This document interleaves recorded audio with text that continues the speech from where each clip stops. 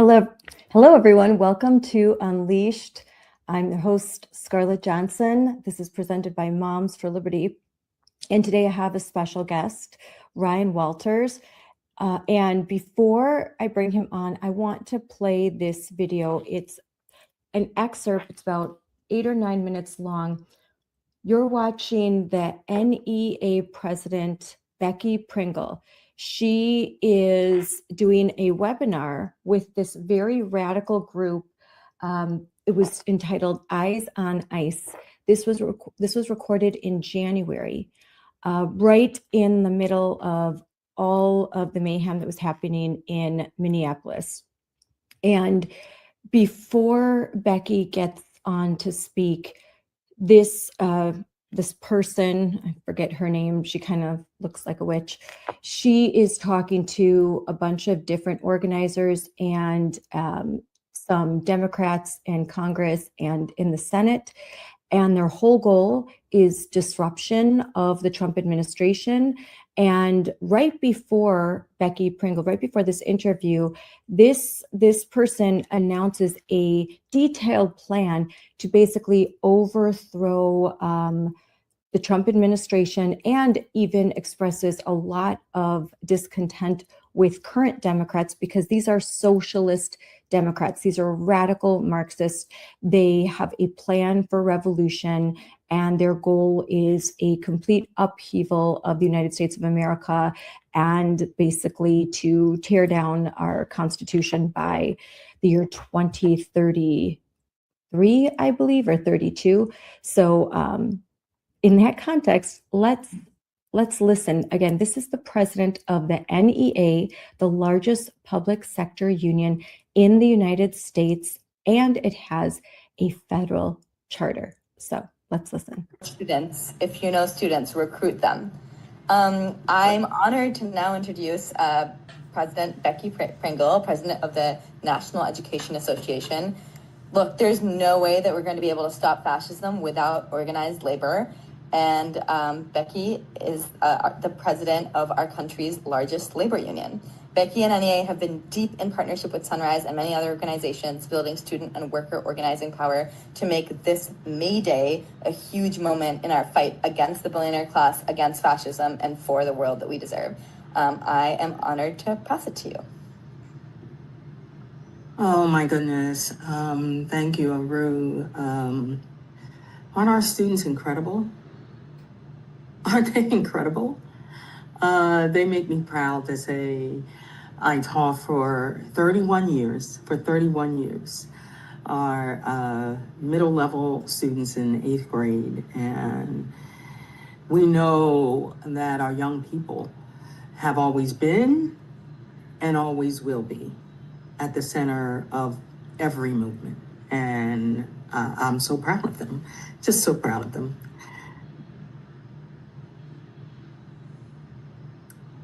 If a society permits one portion of its citizenry to be menaced or to be destroyed, then very soon, no one in that society is safe.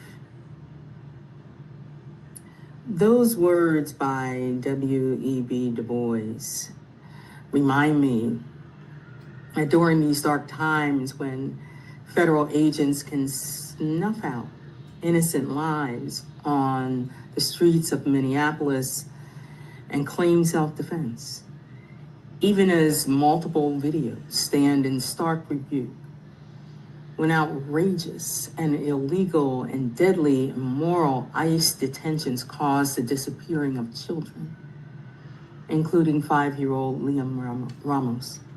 As we do the work of building a better world, we must also know that this is that time, that we need to keep each other safe. So on behalf of the education professionals who belong to the NEA, the National Education Association, thank you, Sunrise, for standing on the front lines in Minneapolis and in so many cities across our nation demanding justice in all forms.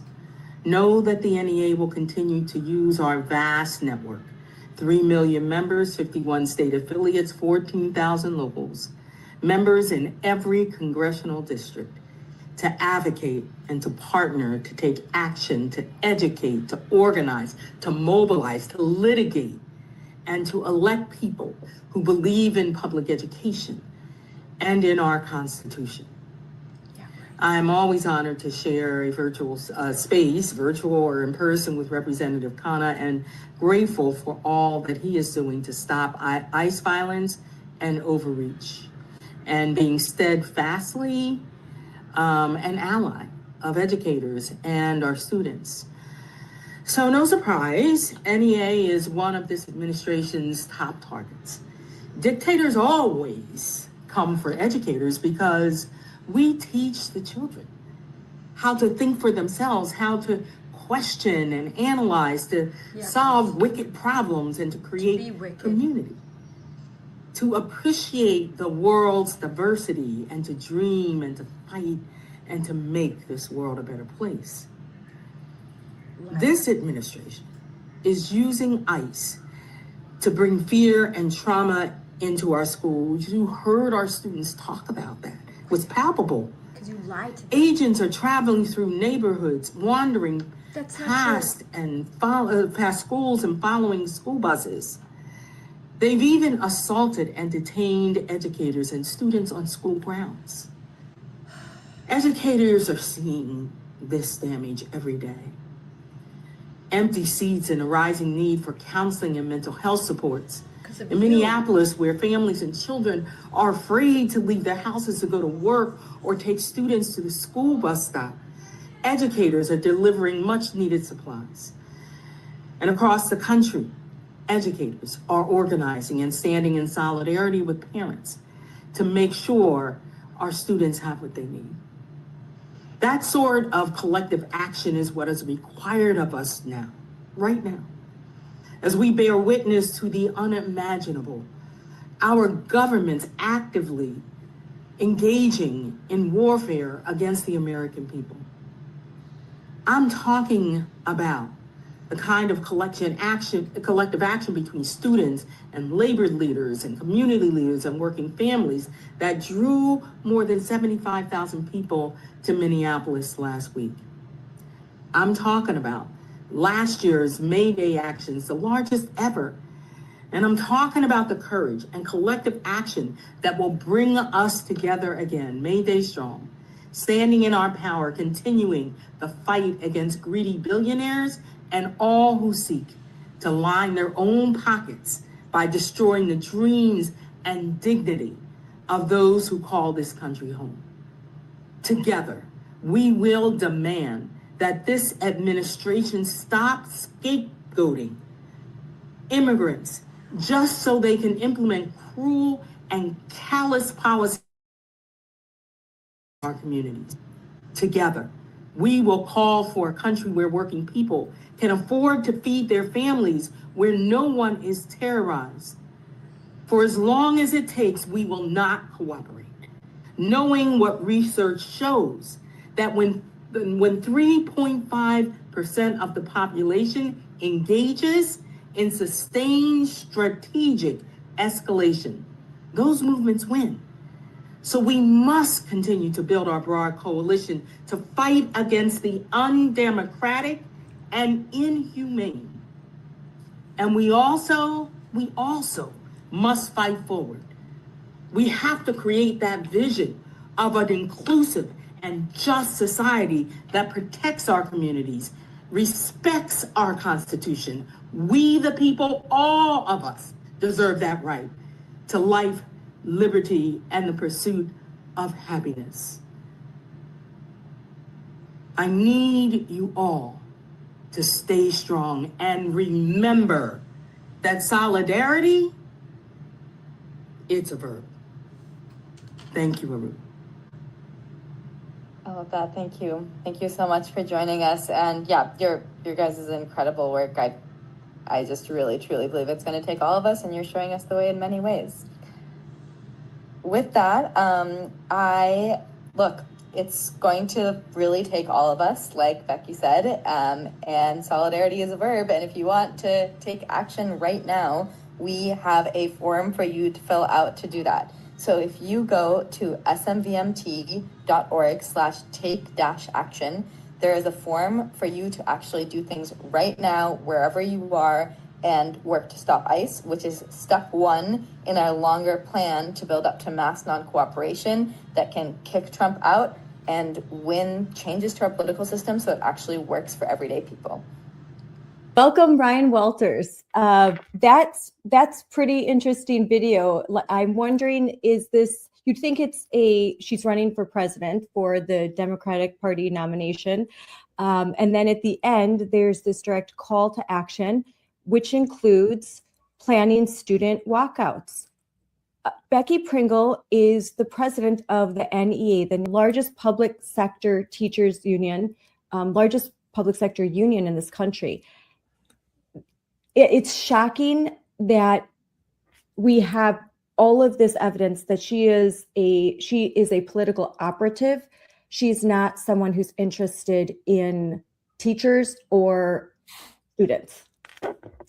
No, I mean, that clip right there really lays it out, doesn't it? I mean, their priorities are how to organize politically, how to damage the Trump administration, Republicans, conservative movements across the country. Again, I think, though, we've got to take the political threat very seriously. They are very organized. I mean, you listen to them. They've got their plans. There's the coordination with the Democrat Party. Here's what we're doing. Here's the resources. Here's what it looks like. Here's how you mobilize and use students to achieve your political goals. Yep. And again, we have seen these ICE protests from the beginning. My organization, Moms for Liberty, we were out there at the very beginning going, these are not these organic protests. Like, we've seen the mailers, we've seen the emails. The NEA has been working to cause this disruption in our school system, to point it back to President Trump, to cause parents to go, wait, are our kids learning today? What's going on? Our kids were outside by the street. Yes. What's happening? They wanted the disruption. They want to target law enforcement. They want to target ICE. They want to cause maximum pain on the American people to blame President Trump. And again, the biggest victims of all this are the kids that now, I mean, we're here at the end of March. Hey, they should be wrapping up the school year. This should be the end of, hey, where are we? Or did we meet all of our benchmarks? How, have we met the reading level that we should be at the end of the year? But instead, the schools have been turned into a political rally for the Democrat Party. Yes. And we should note that your prior experience, a lot about this because of your prior role as state superintendent. And so exactly what they should be doing right now, what they should be analyzing, what they've done in the prior year, making sure that kids have met these benchmarks, like you said, and planning ahead for the next year. And instead, there's just this insane political focus.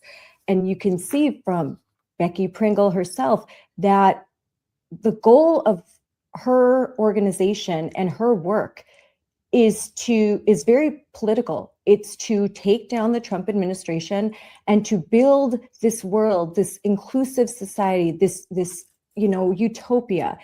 Never once do you hear her talk about educating children. I just don't hear it. Every time I'm listening to her on a webinar or she's giving a speech in front of the NEA crowd, it's very political. It sort of feels like you're at either some kind of political function or a church revival. And it's so inappropriate. It's so inappropriate. And it is, it's like the Twilight Zone for me, because, in my role right now, I'm working with over 12,000 teachers from across the country.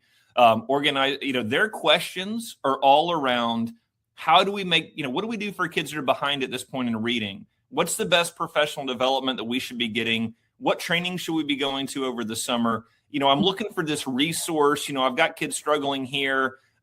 These are our conversations. And then you look over at what the teachers union's talking about. And again, it's the Twilight Zone. It is, hey, how do we engage all of our members to cause this political damage to the Trump administration? How do we mobilize? And again, the timing, I want to say two things on the timing. First of all, obviously, this is about the November elections. Obviously, for them, that's all where what they're putting money into, resources, and their membership mobilization is about the November elections. But I want to, I'll make it quick. But here in Oklahoma, we had a great example of how bad it is when they do these things, especially at the end of the school year. We had a big teacher strike several years ago. The teachers union originally was going to wait till May to do it because they said, if we do it earlier than May, kids are getting ready for state testing. We're kind of hitting all of our end of the year benchmarks. This is kind of the period of, if they haven't gotten caught up yet, really trying to boost that learning, really trying to hit these goals. And because then there's going to be decisions made on, do some kids need some summer school help? Do they need to enroll in tutoring programs? And the teachers union ultimately decided, actually, those are all reasons to do it right now, to cause maximum pain, to cause maximum disruption. And so they ended up doing it much earlier in April, or into March, beginning of April, than waiting till May when all of these things would have been more close to completion. So it just shows you they know what they're doing. I mean, they know that right now kids are either on spring break, coming back from spring break. This right now is a make or break time for teachers and kids to go, hey, we've worked all year. Let's see where you're at. Let's make these final adjustments. Let's really press hard to the end of the year. So not only is it political for the November elections, it is absolutely done in a way to cause maximum disruption for parents, kids at the end of a school year where we should be really pressing towards those goals. Yes, about this, kids are taking their SATs, their ACTs, they're preparing for graduation, making final decisions about college. A lot of things are going on for high school kids. If your kids are in elementary school and about to go to middle school, there's a lot of work being done, middle school to high school. I know right now I am a parent that's dealing with this, and you're trying to meet with teachers and figure out how prepared is my child to go from middle school to high school, from elementary school to middle school. And so causing maximum pain is definitely something that they want to do, especially considering that this is the midpoint of this training. Before Becky Pringle is on, there are several activists who the topic is how to cause maximum pain and how to disrupt the ICE agents in their hotel rooms, how to make people angry enough that they're going to call the Hampton Inn that they're staying at and say, you need to kick ICE out because I can't get any sleep.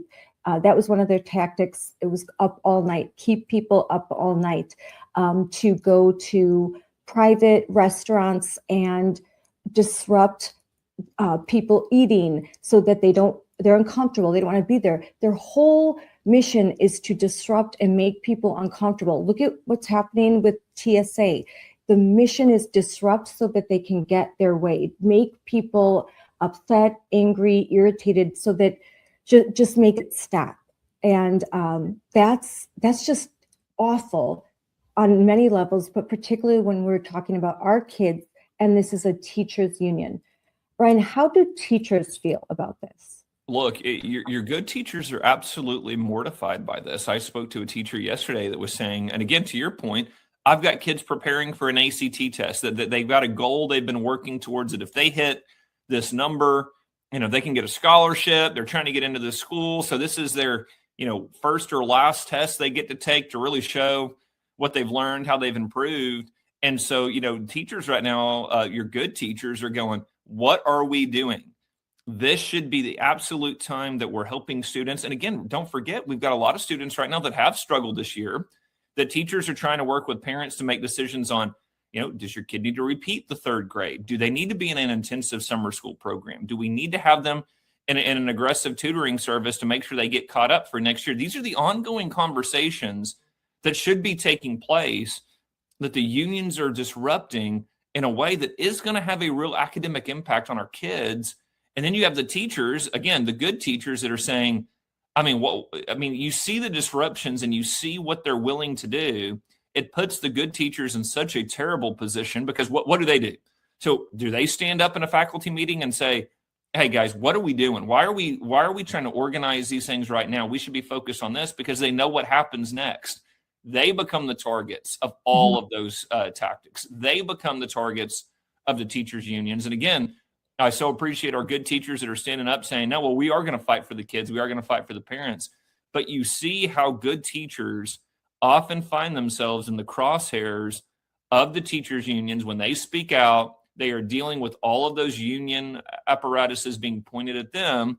And so it's a very difficult thing for them to navigate, which is why I so appreciate the Moms for Liberty standing up for good teachers, saying, hey, we want good teachers in the classroom. All of these things. And by the way, think about this.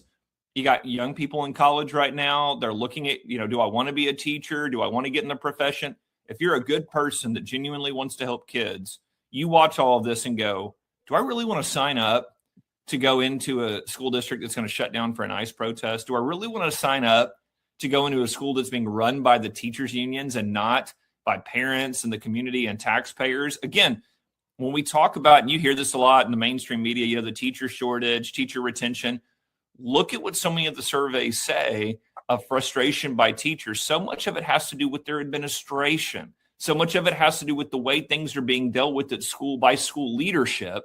And so much of that is basically a union, for lack of a better word, between the administrators and the teachers unions that come to agreements and say, this is how we're doing things. The union calls the shots. As long as we are in line with the teachers union, that's the power broker here. So it's incredibly disappointing. And this is what we've got to continue to give teachers options like the Teacher Freedom Alliance, connect them with folks like the Moms for Liberty that's going to have their back as they go out and fight for students, and they fight for what's academically and what's just right. I mean, this, it's so funny.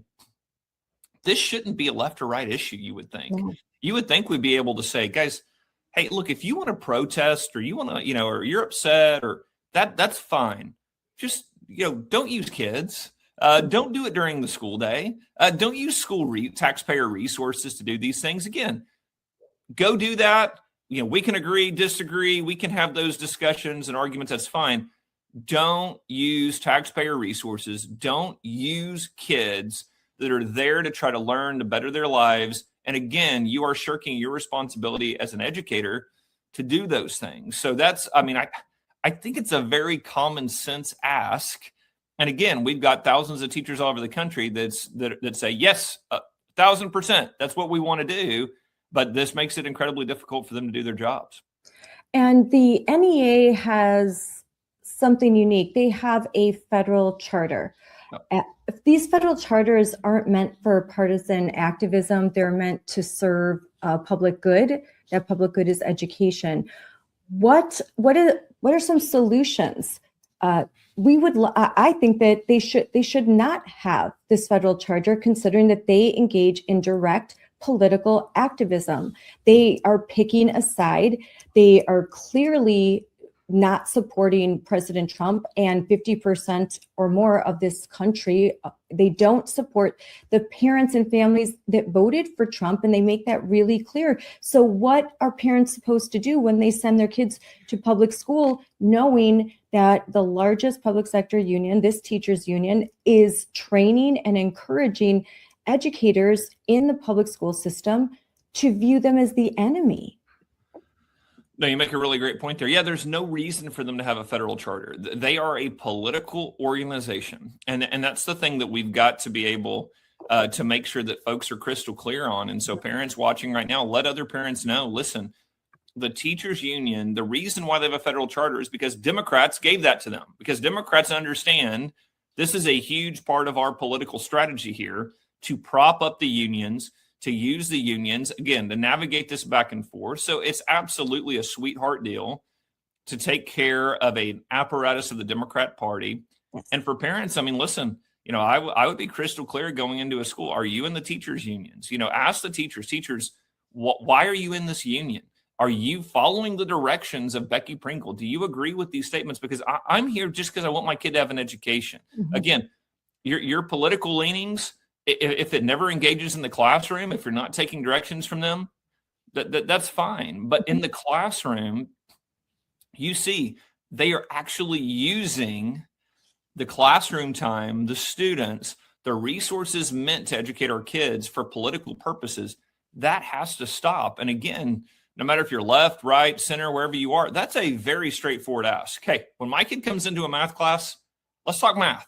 Okay, when you're working with my kids, let's talk about whatever the subject matter is. And again, if you're part of an organization that is telling you to do these things during the school day, I mean, do you openly disavow that? You agree to not do those things? Because again, that's the tricky part here is the union has millions of members. They are attending these trainings. They are hearing these things. And I will say this, there are a lot of those union members that go, I'm not doing any of that garbage. I'm here because I'm scared of what happens if I leave. And that's what we try to get in with those teachers. And so parents, I appreciate sharing any of the resources about the Teacher Freedom Alliance to say, but you don't have to. There are organizations out there that say, hey, liability insurance can be covered. You can get your professional development credits. You can attend trainings and have a larger cohort of teachers that you can work with to help develop your craft. But going to the teachers union, you are paying into this, regardless of whether you follow their marching orders or not. You are funding these efforts with your paycheck. And so I think it's just so important, even for the teachers in the teachers union that go, look, I'm never going to do any of those things, but I'm scared to leave. I don't know what the repercussions are. Those are the folks that we want to go, we'll help you through that. We'll help you navigate those things. But you are funding this apparatus that is so detrimental to our education system. And this is what we've seen. We saw it here in Oklahoma, see it in Texas, see it in states like Florida, Tennessee. You institute incredible education reforms. The union undermines them every step of the way. They try to fight them policy-wise, but then when they're passed, they try to stop the implementation. I mean, we had teachers unions holding up districts. We gave merit pay for teachers up to 6 figures. If you were a high-performing teacher, we literally had the teachers unions stopping districts from entering into the program for 3 years. I mean, they were literally holding the districts hostage going, you can't agree to do merit pay. And we're going, we've allocated the funds. We're ready to go. We want you to make more money if you're doing a great job. But that just shows you they fight the policy, then they fight the implementation of the policy. So even in states that we're seeing great reforms take place, you see the unions constantly fighting the implementation of those programs. That was in Florida as well. But there's good news out of Florida. I know you posted about it extensively on your social media. So would you like to share? There's really good news that's just come out of Florida. Incredible news. So the Freedom Foundation did an incredible job of coming in and saying, listen, hey, here's a common sense thought on Florida. If you guys want to be the union recognized by the district, you actually have to have the majority of teachers represented by the union show up for a vote. Just some simple civics concepts there of, if you claim to represent the teachers, you actually have to show us that you represent the teachers, because what you see oftentimes is even in districts where most teachers aren't in the union is collectively bargaining for all of them. Mm-hmm. They are the group representing them. So they can come in and they can be a very small percentage of teachers and run the district through this overall national apparatus they have. And so what Florida said is basically put up or shut up. Show us that you actually have the membership of the majority of teachers, actually show up, actually hold votes that are meaningful, show us that that's what the teachers want. And it just shows you, look at the union's reaction. Randy Weingard went out and said they had a big loss in Florida, how terrible this is. It shows you that a lot of what they're doing is bullying, is not actually representing the amount of members they say they do. They don't have the support that they claim that they do. But what they do is they bully, they get you in, they don't let you leave.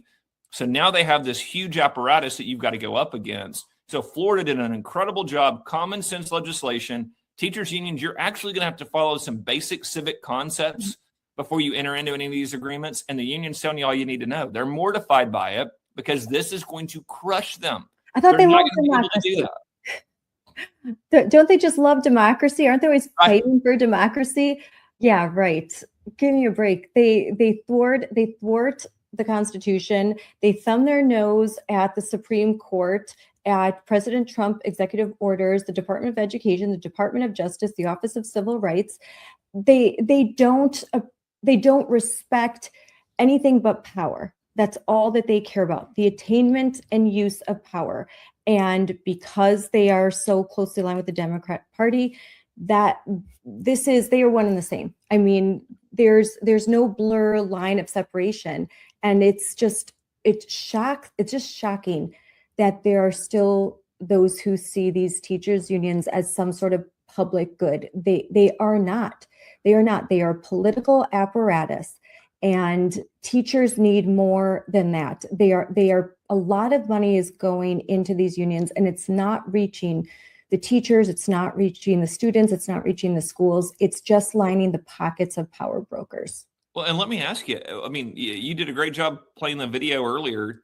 So what's the difference between that and attending a meeting of the Democrat Party? I mean, it is the same thing. I mean, if you didn't tell us who was talking and who that was, I would just assume that was the statewide Democrat Party hosting a meeting and all of their, president and vice president telling you what they're doing. I mean, that is how politicized what the Democrats are doing is with the teachers unions. I mean, really, when you look at what they say, when you look at the emails, when you look at what they're pushing out to their members, it's the Democrat Party.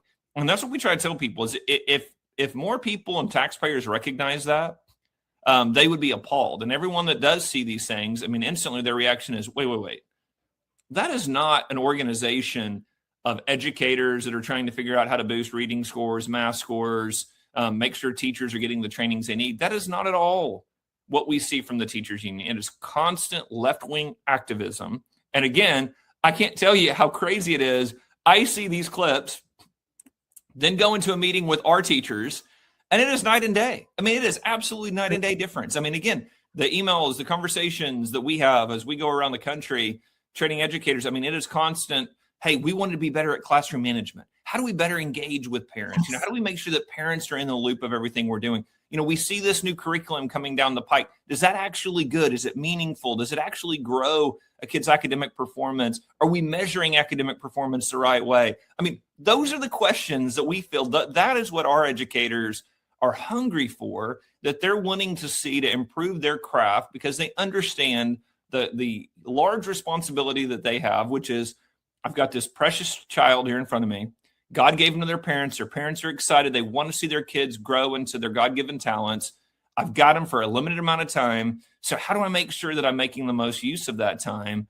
And then you go over and watch these teachers union videos. And it's just wild to see the difference between how they operate and what your good educators are actually asking for, what they want to see in the classroom, what they want to see as assistants.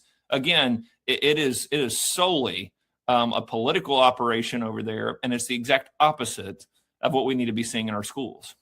I compare that clip of Becky Pringle with the Moms for Liberty CEO, my friend Tina Descovich, who is in DC right now she is part of Melania Trump's council on AI and education.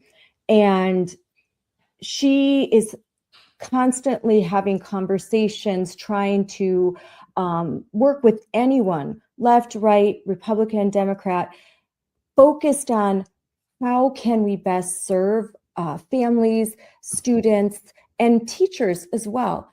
And I compare that she just recently gave a speech and she was talking about something that we care about, AI and education. How is this going to look? How are we going to protect children? How can we work with teachers? How can we build partnerships?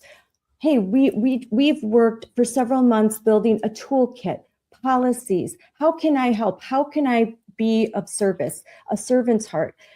And then you compare that to Becky Pringle, who is all about, let's get rid of, these are the bad people if you voted for Trump, and we're going to create this new society, and just join us in this political protest. It's so political. And in this upside down world, it is groups like yours and mine that are labeled political and extreme, when we are just working so hard in nonprofits where we make a lot of sacrifices so that we could do good, and so that we can help facilitate change in education. And then the mainstream media still makes Becky Pringle and these union bosses and the nonprofits and NGOs that support them seem like they're doing the Lord's work, and it's just not true.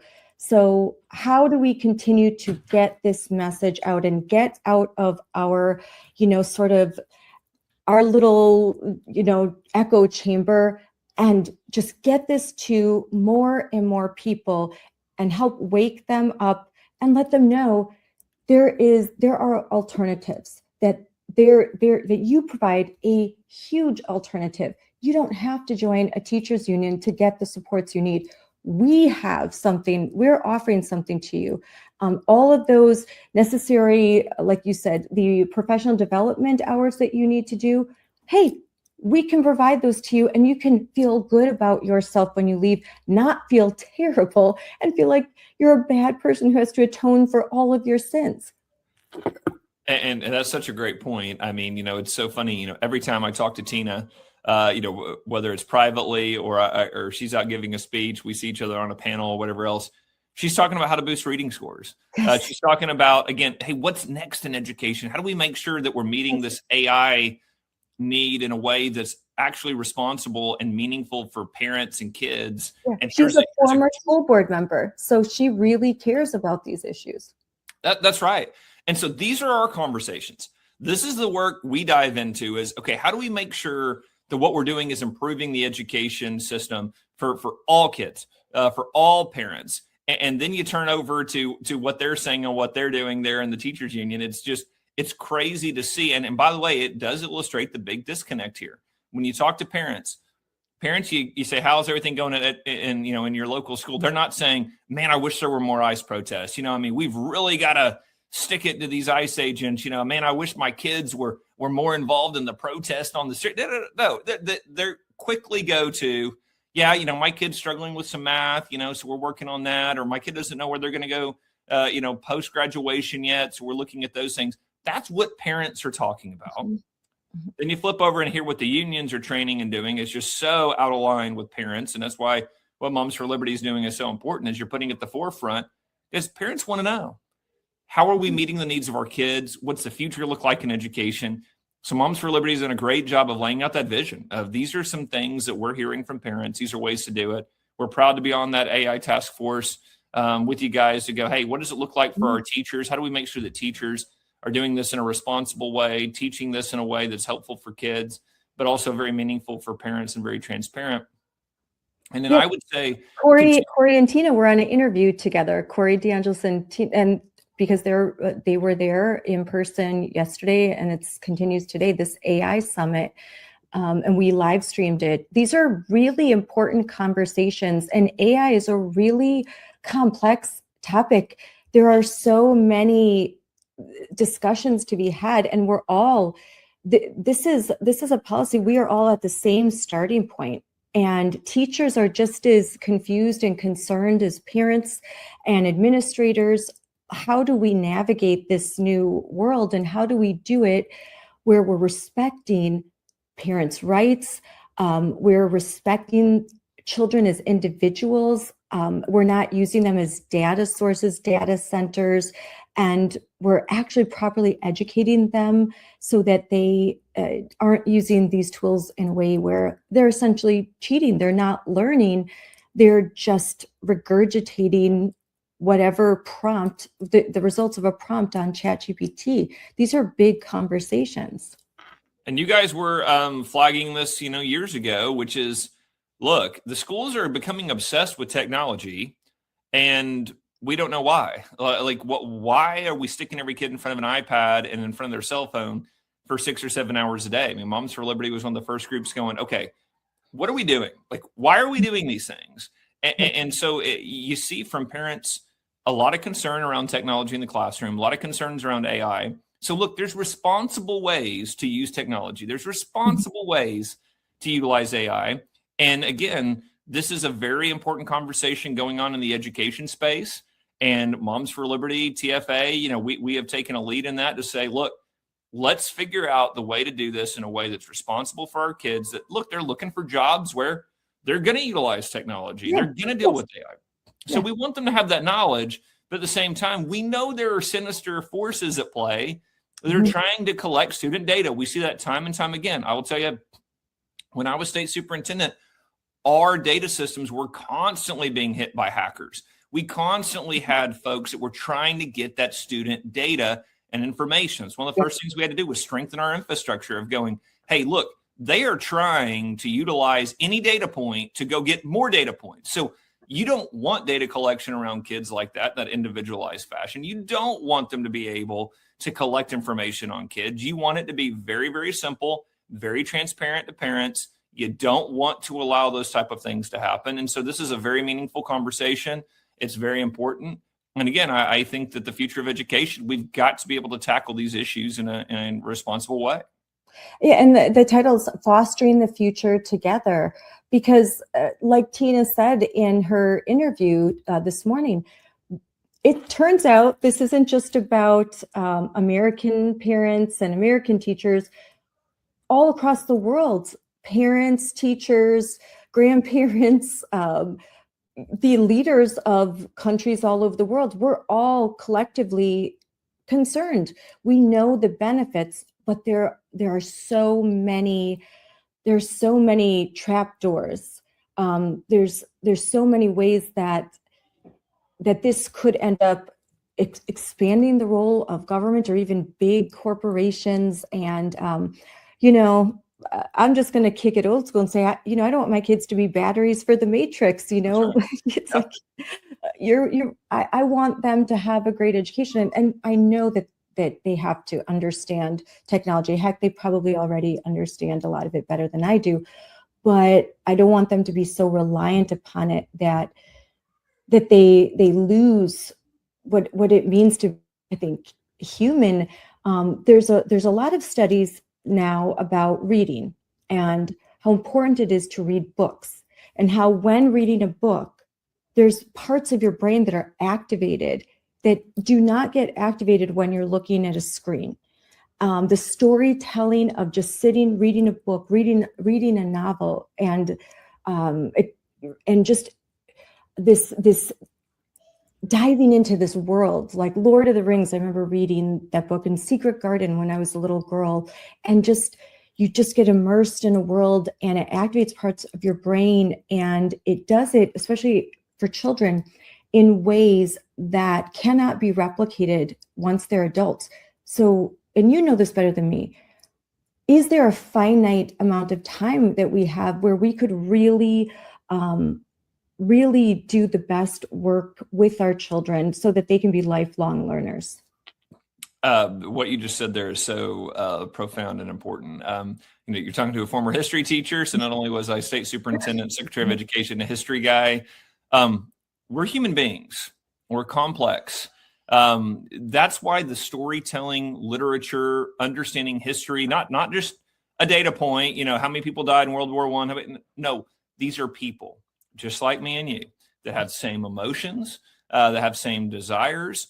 And so you learn from them. The only way you learn from them is taking a deep dive into human nature, into understanding different types of people. People think differently, but we all have a similar human experience, and we have emotions, we have desires. God created us all in his own image. There's understanding that comes from studying individuals that came before us, whether it's through history, whether it's through novels that have been written in a profound way. That's why we love classical learning. I think it's fantastic to say early on, get kids reading complete books, get them understanding that the world, human nature, the way that different people are, it helps them understand themselves, helps them navigate complex issues, and causes them to be critical thinkers. Think about it. Why did they do the things that they did?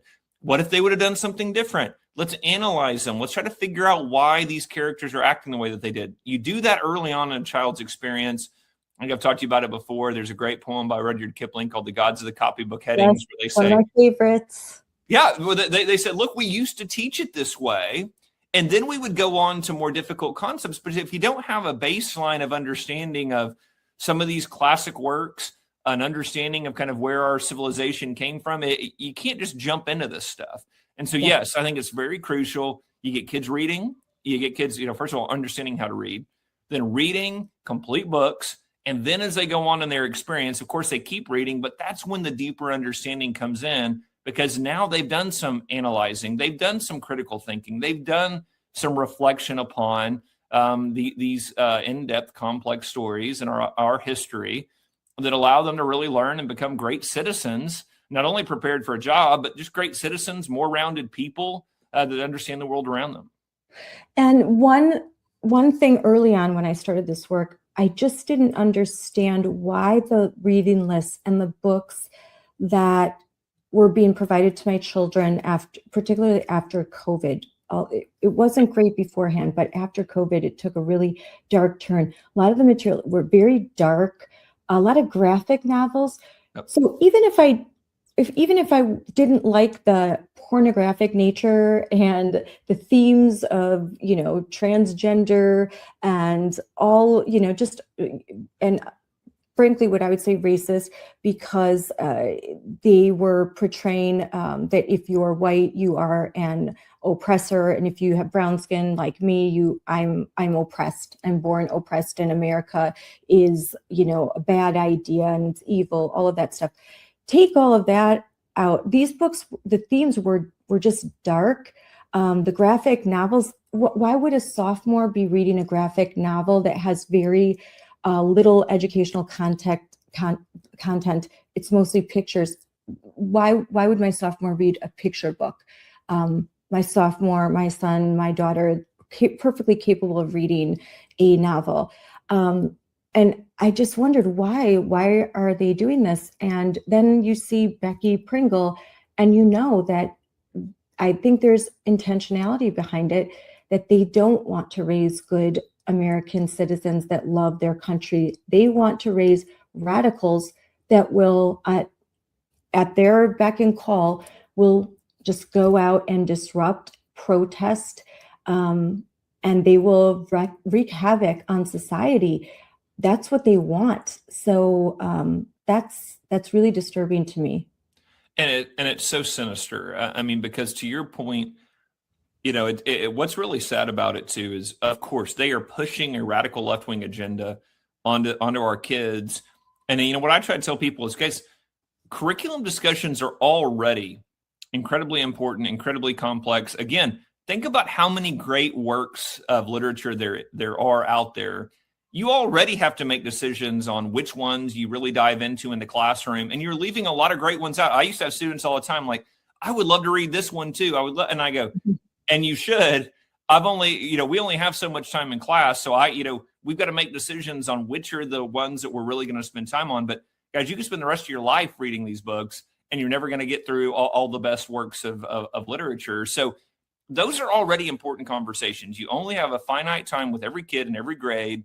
You try to make sure that everything you present to them, everything you're reading is meaningful academically. So think about how bizarre it is that we went from a time of arguing about how much C.S. Lewis do we read?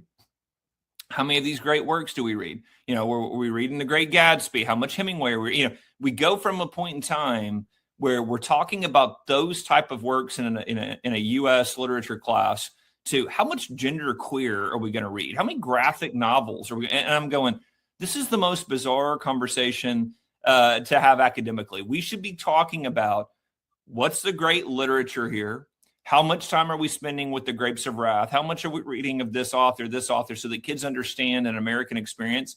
And I haven't even mentioned Western civilization. You go back to how much of that you should read. And again, you see how quickly that becomes a daunting task of how much of these great works, how much Thomas Aquinas, how much you read of these things, and to see how far the left has pulled that conversation into graphic novels, genderqueer, flamer. It's such a bizarro world that they live in that they think that should be included in academic literature and not have a discussion over how do we include as many of the great works of literature, great narratives that we can. As a parent, I would be opposed to graphic novels like the George Washington, the Hero. While Genderqueer is a horrible book, it's the content, the themes of it are bad. The content is inappropriate for high school because it's bad. It's not good. I don't want my kids to read, very patriotic graphic novels in the classroom either. That can be for fun, that can be like a little like, oh, I've finished reading and doing my actual work. Now I can, pull up a comic book. I want them to read actual great works of literature. And when I was in school, we read All Quiet on the Western Front, The Jungle. These were critiques of American capitalism, of American society, the struggle of immigrants that came to this country. It's not like I went through high school and I had no idea that the Civil War took place and who were the good guys, who were the bad guys. It was very clear to me. It's just that we were taught it in such a way that you could appreciate the American experience and the American experiment while also understanding that there were many flaws and many injustices, but let's celebrate how those injustices were rectified and celebrate the heroes of the civil rights movement. But what's happening now, they're not now the heroes of the civil rights movement, in my opinion, are Jennifer Say, they are Riley Gaines, they are the women fighting for our protection of our spaces. They are the Ellas in Wisconsin, who 16-year-old girls going before adults, standing, shaking as they read a speech saying, please don't let boys in my bathroom. Those are now some of the civil rights heroes in America. That's right. And it was funny, while I was at the movie theater with my kids the other day and heard some kids discussing the Odyssey trailer played, Mm-hmm. and kids were going, did you know that was a book? And they were having a discussion of, wait, that's a book? You know what? Well, yeah. And I'm going, all right, well, at least one of them had come across it in their education experience, but the rest of them had no idea. And it just shows you, again, as we've had these, we're fighting to get pornography and this graphic nonsense out of our schools.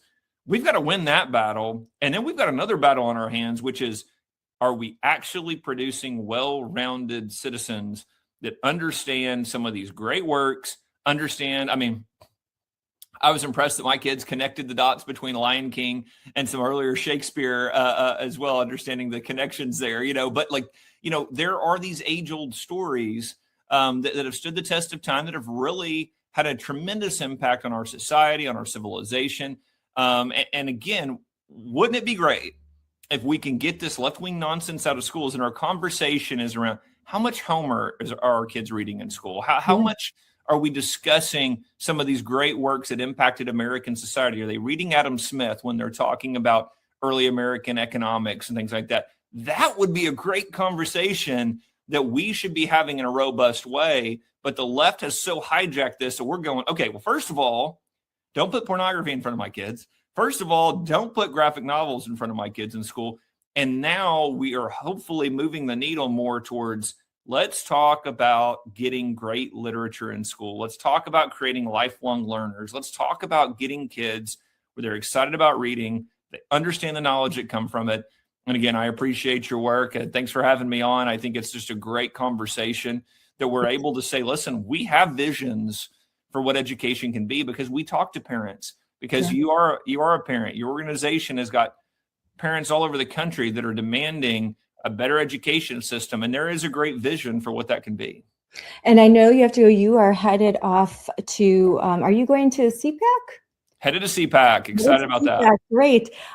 Before you go though, can you share a big event that is happening this summer, your summit, where I'm sure you're going to be in depth covering these topics like AI, reading, everything that we've discussed today. So why don't you share more details about this upcoming summit?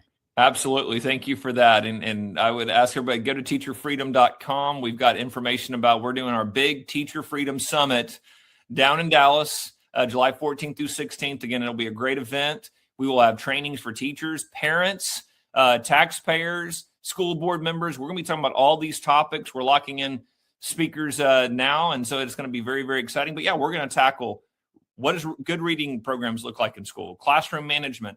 How can you tell that a school culture is being effective? How do we engage with parents? Parents, what questions are there to ask of your teacher? What does teaching American history from primary sources look like? How can we gauge that our kids are understanding American history? All of these type of conversations is going to be wonderful.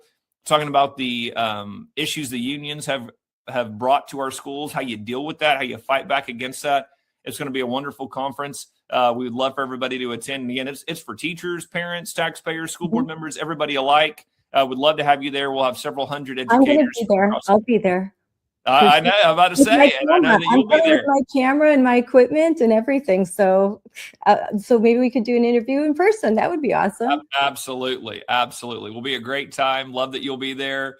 And again, we invite everybody to come to the summit. It'll be a great time. Yes, I'm trying to get some teachers I know, some former teachers. So I will put the link in the comments. Please I share this with teachers that you know. Tell them that there is an alternative, and especially the teacher that kind of feels trapped, that's counting down the years until they can hit retirement. I think if they could meet with like-minded teachers, and this will just blow them away, and they might have like a renewed excitement for their profession, knowing that they are not alone. That's right. I mean, the coalition that's built there, the cohort of other great teachers, the conversations are absolutely incredible when you get these great educators in person with parents, school board members. It's going to be a really great time. And again, a lot of great conversations, a lot of great vision casting, a lot of great strategizing that'll be going on there. So it'll be awesome. So I really appreciate you putting that link out there. There. Thank you. Thank you so much for coming on. Have a ton of fun at CPAC. I'll be watching. I'll be on vacation with my family, the beaches of Florida, but I'll watch you. You'll watch from the beach. Watch from the beach. Yes, I'll be watching from the beach. CPAC is always during my kids' spring break. So someday I'll get there. All right. Thank you, Ryan. Thank you. Bye. That was a great conversation with our friend, Ryan Walters. The Teacher Freedom Alliance is a fabulous organization that's doing so much good work. Teachers are done being used, and according to the website, over 12,000 teachers have already walked away from union control. That's amazing. This leaked video that I played, a video that I recorded myself when I personally attended this webinar, raises a lot of questions about union leadership and what it really does. What does the NEA stand for? It doesn't stand for educators. It doesn't stand for students, certainly not standing for the parents of school children. It is a radical Marxist organization, openly Marxist, openly allies itself with socialist Democrats, the most far left-wing part of the Democrat Party. So their interests, they do not align with the everyday American parent who sends their child to a public school. And I don't think that their interests align with our average teacher that works in a public school. Not even teachers that would call themselves Democrats, which a majority do, let's be honest. However, that doesn't mean that a majority of teachers view their job as political. Maybe more and more educators are looking at their job as one that is political, but that's because what the radical Marxist professors are telling them. So there are lots of moving parts to saving education and returning education to the rightful place of educating our children, teaching them to read, teaching them to write, teaching them math and science, teaching them to be critical thinkers, and preparing them for their place in the world as adults.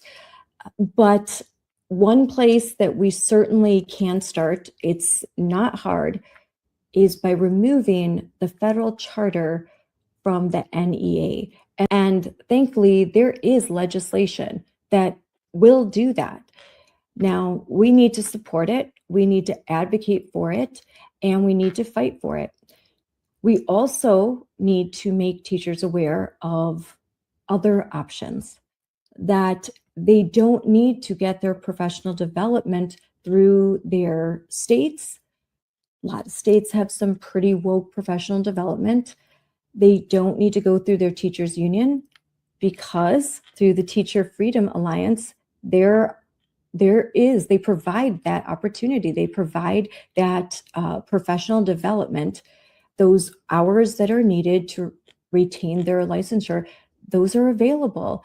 There is all sorts of, there's coverage, there's insurance, there's a network, resources, all of the things that these unions claim that they provide to teachers, but do not actually provide. Their money is going towards ICE protests, and it's just going to very radical left-wing political causes. So classrooms, they're a place for learning, not a place for politics and activism and creating signs for the next protest organized by a union teacher. No, that's not why we send our kids to public schools.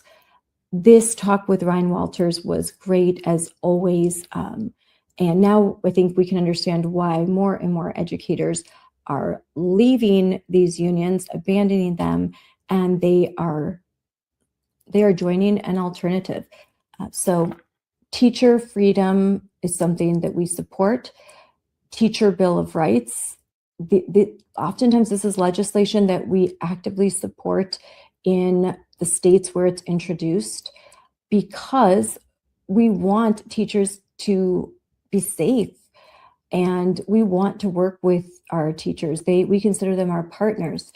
And I think that that is a message that we try to get across, but those that oppose us, they want to pigeonhole us. They want to make educators afraid to work with us. They want to make school boards weary when we come and speak at a school board meeting. We're just talking common sense most of the time. So change happens incrementally, and we have to celebrate every win, no matter how small. And frankly, there are some pretty big wins to celebrate lately. So lots of good news. On the AI front, and that's a subject that we talked about a little bit, First Lady Melania Trump's Fostering the Future Together Summit, a global summit, continues. This Fostering the Future Together is a global coalition that has come together to empower children and their education, specifically with the assistance of technology, AI. This initiative was announced by President Trump and First Lady Melania as part of a vision to form a new entity during the 80th United Nations General Assembly in September last year. The White House has stated that the start of the coalition's two-day summit marks the first time in history that the U.S. First Lady is hosting representatives from 45 nations at the White House. And it's so exciting that Moms for Liberty CEO Tina Descovich has a seat at the table in this very important discussion. In fact, she is attending this two-day summit right now. And she was just interviewed on Fox and Friends, and where she said, aptly so, that this isn't a left or right issue. It's not a Democrat or Republican issue. It turns out it's not even just a United States issue.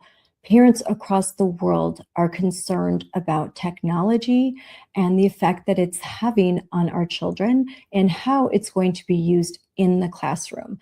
And as I said in the interview with Ryan, Moms for Liberty has developed something very unique. We've developed a toolkit on AI, and we have model school board policies, we have model legislation, and we have lots of explainers and resources and links that are available for free, absolutely free on our website. So please look at the links in the comments and go to momsforliberty.org, and all of that is available to you. Again, I will also have links in the comments. So thank you so much for listening. We so appreciate your support. And again, please share this. Share this with a teacher you know, share this with a parent that you know. It's important. You may think that everyone knows who Becky Pringle is. Everyone understands the agenda of the National Education Association. Everyone knows that this summit on AI is happening. No, you'd be surprised how few people have their thumb on the pulse of society like you. So please share, and I look forward to talking to you again really soon. Thanks. Parents, you must always hold the keys to the AI toolbox. AI is already in classrooms across the country. Millions of teachers are using AI in various ways. They use it to grade papers and to streamline their workload. They use it to create individual learning plans for students. And students are already using AI too. They're using it for research in the classroom, and some are using it to create new technology and use it in innovative ways to advance their learning. It's really exciting to see what's happening. Truly, there's also a downside to having AI in the classroom without any guardrails. We hear stories in the news already across the country, and parents are testifying that this is happening. Parents who say character AI is also pushing dangerous content to kids, and at times acting like a digital predator. These companies knew exactly what they were doing. They designed chatbots to blur the lines between human and machine. 1 in 5 high school students reported that they or someone they know has had a romantic relationship with AI. Researchers found the bear openly discussed sexually explicit and dangerous content with kids. The other problem that we're seeing with AI is it's not always true.